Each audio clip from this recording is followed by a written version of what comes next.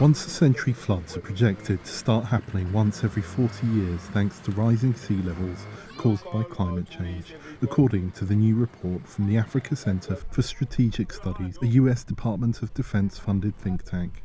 Experts say the disruption to Africa's coastal and port cities will have a devastating impact on inland economic growth. On the outskirts of Benin's economic capital, Cotonou, dwellings in the town of Ganvie are built on stilts in a coastal lagoon. It's sometimes referred to as the Venice of Africa.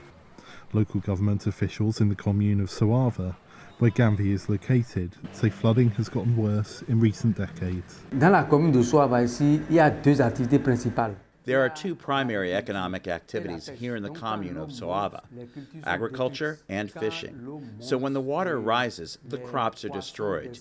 Also, the freshwater fish disappear. As a result, economic life becomes difficult. The effects on the community have been devastating. Residents say their houses have been rendered uninhabitable and many of our belongings were destroyed.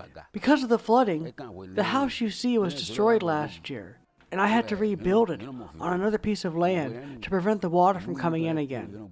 He says he knows parents whose children drowned in the flooding. Alexandra Bodo, another Ganvie resident, says his livestock living in this pen were lost to the flood and the water filled his house to this level.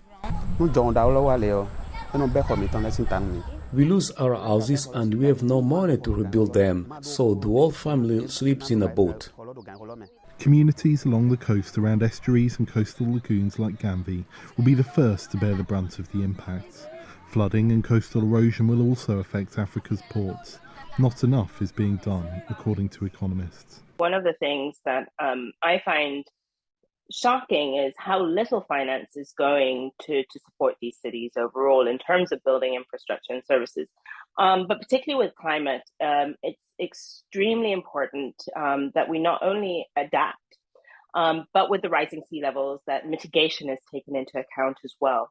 Experts say the stretch of West Africa's coastline from Abidjan to Lagos is on track to become the world's largest megalopolis and could be home to 500 million people by the end of this century.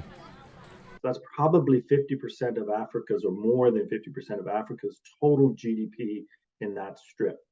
So if it develops well, it could really anchor the continent, it could anchor the globe in terms of heading into this sustainable development.